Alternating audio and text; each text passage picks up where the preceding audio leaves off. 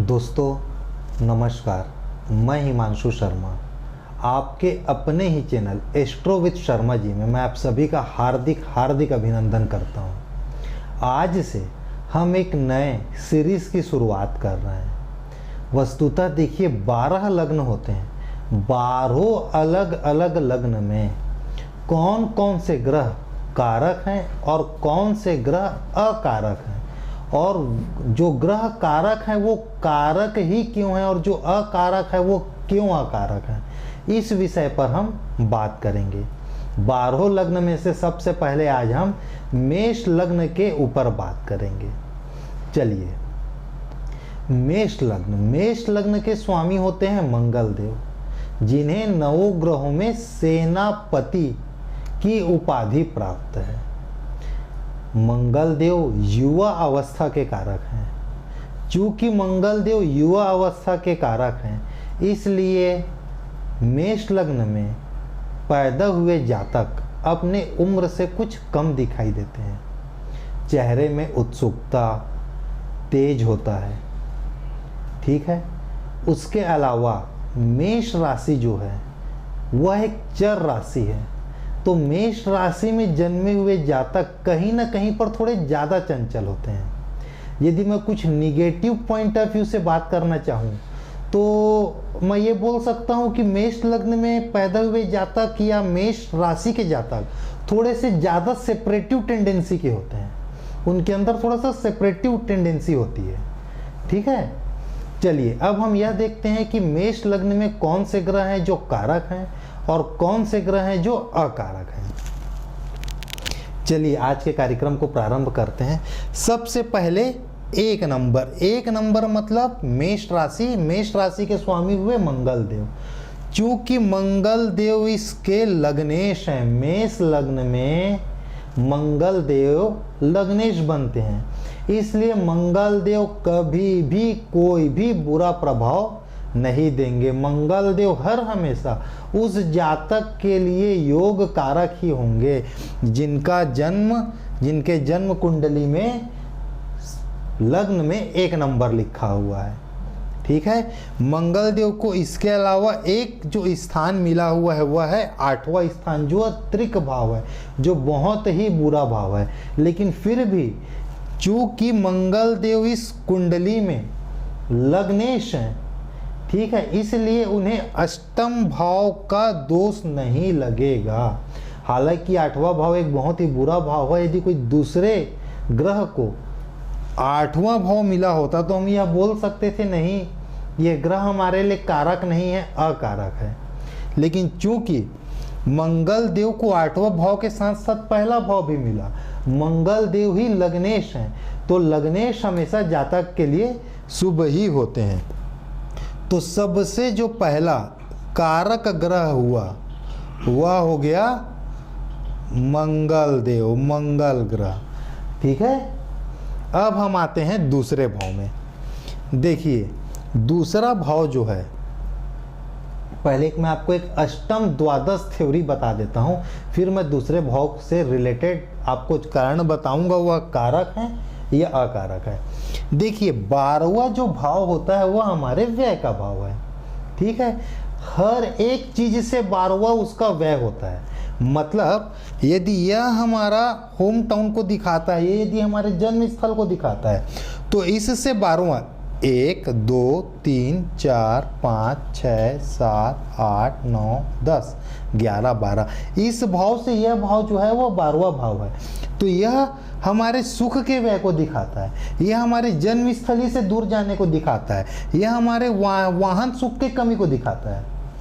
यह लग्न से 12वां व्यय है, वैसे इससे 12वां यह है, ठीक है। तो यह हमारे सुख के व्यय को दिखाता है, यह हमारा भाग्य है। यहाँ से आप 1 2 3 ऐसा गिनते हुए आएंगे तो यह भाव जो है वो 12वां भाव होगा। तो यह भाग्य के लिए व्यय है, यह भाग्य का व्यय का घर है, ठीक है, क्लियर है। चलिए, अब आगे बढ़ते हैं। तो क्योंकि 12वां भाव हमारे व्यय का भाव है, 8वां भाव हमारे आयु का भाव है, और 8वें से जब आप 12वां गिनेंगे 1 2 3 4 इस प्रकार से जब आप आएंगे तो यह भाव 12वां भाव, मतलब यह आयु है और ये आयु का व्यय है, मतलब यह मारक स्थान है। ठीक है, तो यदि यह भाव, सबसे पहली बात क्या हो गया कि 7वां भाव जो है यह हमारे लिए मारक स्थान है। अब हम थोड़ा सा और आगे बढ़ते हैं। देखिए, ये जैसे 8वां हमारे आयु का भाव है, उसी प्रकार से 8वें से 8वां भी हमारे आयु का भाव है। मैं एक बार जब भावत भावम नियम के ऊपर आपसे एक पूरा कार्यक्रम बनाकर बात करूंगा तो मैं इन चीज़ों को बताऊंगा कि मैं ऐसा क्यों बोल रहा था। फिलहाल मैं आपको यह बताता हूं, जिस प्रकार से 8वां हमारे आयु का भाव है, उसी प्रकार से 8वें से 8वां, मतलब 1 2 8वें से 8वां यहीं से गिनेंगे। ठीक है, 1 2 3 4 5 6 7 8, यह भाव भी आयु का भाव है। तो ये 8वें से 12वां आयु का व्यय अर्थात मृत्यु का भाव है। उसी प्रकार से यह जो 8वें से जो 8वां भाव है, उससे द्वादश, उससे 12वां, यह भी हमारे लिए मारक स्थान है। 8वें से 12वां भी हमारे लिए मारक है, मतलब यह 7वां भाव हमारे मारक स्थान है। नंबर 2, 8वें से 8वां मतलब इस तीसरे भाव का 12वां भाव, 1 2 3 4 5 6, आप ऐसा काउंट करेंगे तो यह जो भाव है वो 12वां भाव आएगा। तो 8वें से 12वां मारक है। दूसरा, 8वें से 8वां का 12वां, 8वां से 8वां ये आयु है तो ये भी आयु हुआ, मतलब ये और ये दोनों के दोनों आयु के भाव हो गए। और इससे 12वां भाव ये है, तो ये हमारे मृत्यु का स्थान बना, और इससे 12वां ये है, 1 2 3 4, आप ऐसा काउंट करते हुए आएंगे तो यह स्थान 12वां स्थान होगा। तो दूसरा और 7वां हमारा जो है वह मारक स्थान होगा। तो आप एक चीज एकदम गांठ बांध लीजिए, यदि दूसरा भाव और 7वां भाव का मालिक लग्नेश का मित्र होगा तो हम उसे कारक में लेंगे, और लग्नेश के मित्र नहीं होंगे तो हम उसे अकारक में लेंगे। क्लियर है? मैं एक बार फिर से रिपीट करता हूं, दूसरे भाव का स्वामी यदि लग्नेश का मित्र हुआ तो हम उसे कारक में लेंगे, और यदि लग्नेश के मित्र नहीं हुए तो हम उसे अकारक में लेंगे। देखिए, हम 1-2 कार्यक्रम पहले इस विषय पर बात किए थे कि एक ग्रुप है जिसमें मंगल देव, सूर्य देव, चंद्र देव, बृहस्पति देव, ये 4 ग्रह आते हैं। ठीक है, और दूसरे ग्रुप में शुक्र देव, शनि देव, बुध देव और राहु केतु आते हैं। तो ये मुख्यतः मंगल देव और शुक्र देव आपस में शत्रु हैं, दोनों के दोनों अलग अलग समुदाय से हैं, दोनों के दोनों अलग अलग ग्रुप से हैं। ठीक है, तो मंगल देव और शुक्र देव की आपस में शत्रुता है, इसलिए हम शुक्र देव को यहाँ पर अकारक वाले ग्रुप में ले लेते हैं।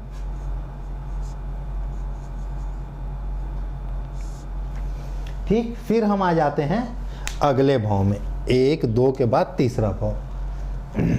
देखिए, आज से 1-2 कार्यक्रम पहले मैं आपको केंद्र, त्रिकोण और त्रिक भाव के विषय में बताया था। आज मैं आपको बताता हूं उपचय के विषय में।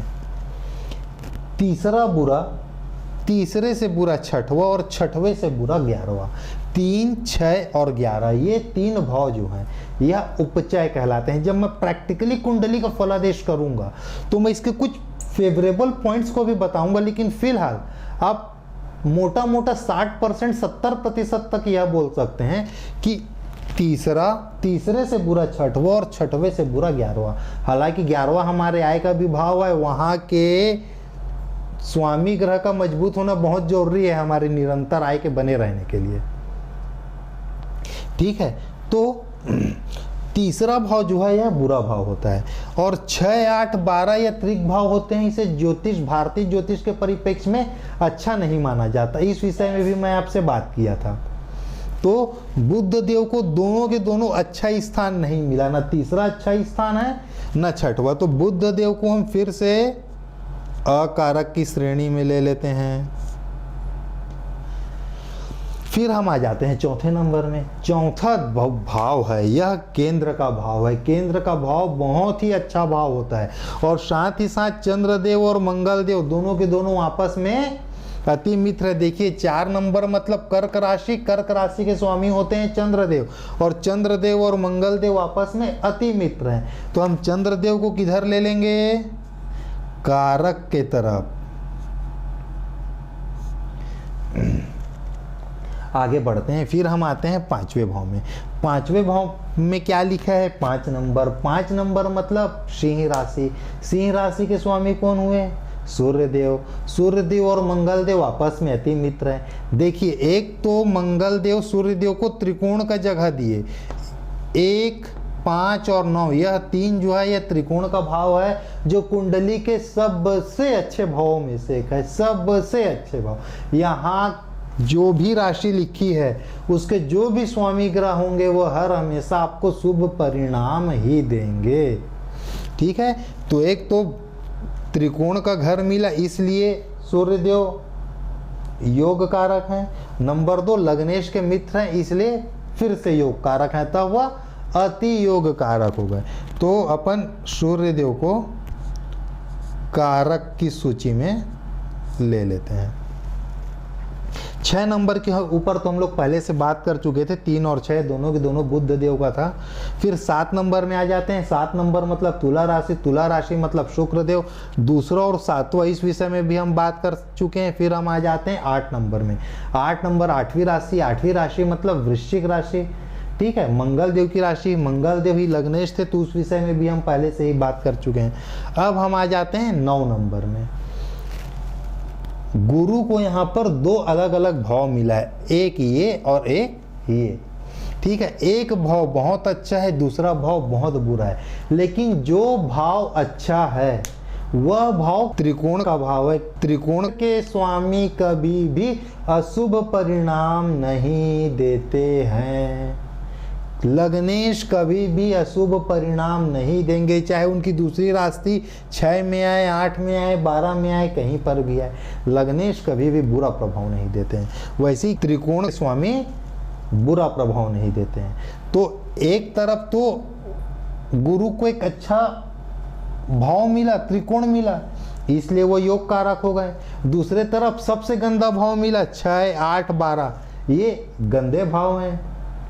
तो एक अच्छा और एक गंदा, चलिए ये दोनों के दोनों को अपन 2 मिनट के लिए आपस में निगेटिव पॉजिटिव 0 कर देते हैं। अब ये देखिए कि वह जो ग्रह है वो लग्नेश का मित्र है कि शत्रु है। तो गुरु जो है, बृहस्पति देव जो है, वो लग्नेश के अति मित्र हैं।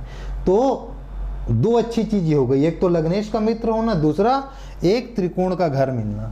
2 अच्छी बातें, एक बुरी बात वो 12वां स्थान मिलना।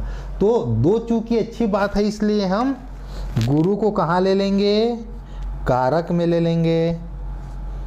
ठीक है, चलिए अब हम आते हैं 10 नंबर और 11 नंबर। यह दोनों की दोनों राशि है शनिदेव की। एक तरफ उनको केंद्र का घर मिला, केंद्र और त्रिकोण दोनों बहुत अच्छे घर होते हैं, तो हम उनको कारक मान लेते हैं 2 मिनट के लिए। ठीक है, क्यों? क्योंकि उन्हें केंद्र का घर मिला। नंबर 2, दूसरा उन्हें गंदा भाव मिला, उपचय स्थान मिला। तीसरा बुरा, तीसरे से बुरा 6वां, 6वें से बुरा 11वां, एक उन्हें उपचय स्थान मिला। फिर से वो अच्छी स्थिति नहीं है। तो एक अच्छा और एक बुरा वो फिर से शून्य हो गया, एक निगेटिव एक पॉजिटिव।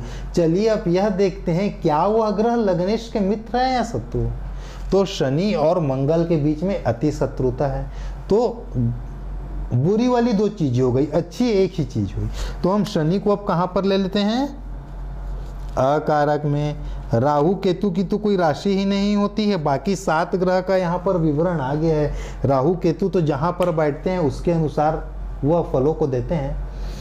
तो इस प्रकार से ये देखिए, मेष लग्न वाले के लिए मंगल, चंद्र, सूर्य, गुरु 4 कारक ग्रह, शुक्र, बुध, शनि यह अकारक ग्रह।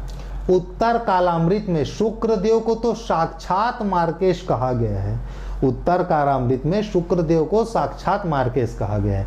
और वृहद पराशर होरा शास्त्र में शनि और गुरु के विषय में एक बात कही गई है कि वे किस स्थान में बैठते हैं, फलादेश करने के पहले उसे देखना अति आवश्यक है। मित्र राशि में है कि शत्रु राशि में, केंद्र में है कि त्रिकोण के, उसके बिना पहले से यह निर्धारित करना वह कारक है या अकारक है, यह थोड़ा सा गलत हो जाएगा। ऐसा बृहदपराशर होरा शास्त्र में लिखा हुआ है। ठीक है दोस्तों, चलिए फिर आज के कार्यक्रम को हम यहीं पर समाप्त करते हैं। आने वाले कार्यक्रम में मेष लग्न के बाद में वृष लग्न के विषय में या वृष राशि वाले के विषय में हम बात करेंगे। इस प्रकार से लगातार हमारा 12 कार्यक्रम 12 अलग अलग लग्न के विषय में आएगा। चलिए अब समय है टिप ऑफ द डे का। घर को सफाई करने का सबसे अच्छा समय है अमावस्या का दिन। अमावस्या के दिन आप जरूर अपने घर के जाले निकाले अच्छे तरह से। देखिए, झाड़ू पोछा तो हर दिन होता है, लेकिन बेड के नीचे, बिस्तर के नीचे भी झाड़ू डालकर साफ करें। दीवार में जो मकड़ी के जो जाले लग गए हैं उसे भी साफ करें। खिड़की के जो चारों तरफ एक जो बॉर्डर होता है उसे साफ करें। जिस लकड़ी के फ्रेम से दरवाजा और खिड़की बनता है उस फ्रेम को भी साफ करें। अमावस्या के दिन साफ सफाई का वास्तु के परिप्रेक्ष्य में बहुत अच्छा रिजल्ट मिलता है। दूसरा चीज, अमावस्या आता है महीने में एक बार। ये भी थोड़ी प्रॉब्लमेटिक विषय है कि भाई ऐसे दिन साफ सफाई करने को बोला जा रहा है जो महीने में सिर्फ एक दिन आता है। दूसरा ऑप्शन है शनिवार। शनिवार को अवश्य घर की साफ सफाई करें। एक्स्ट्रा जितना दिन आप हर दिन जो झाड़ू पोछा करते हैं उसके अलावा कुछ हटके शनिवार को अवश्य सफाई करें। गंदगी घर से बाहर निकाले। यकीन मानिए आपके घर में चारों तरफ पॉजिटिव एनर्जी फैलते जाएगी, घर में सुख समृद्धि होगी और ऊपर वाला का आशीर्वाद हर हमेशा आपके ऊपर बना रहेगा। ठीक है दोस्तों, चलिए फिर आज के कार्यक्रम को यहीं पर समाप्त करते हैं। आने वाले कार्यक्रम में फिर हम वृष लग्न के विषय में बात करेंगे। ठीक दोस्तों, नमस्कार।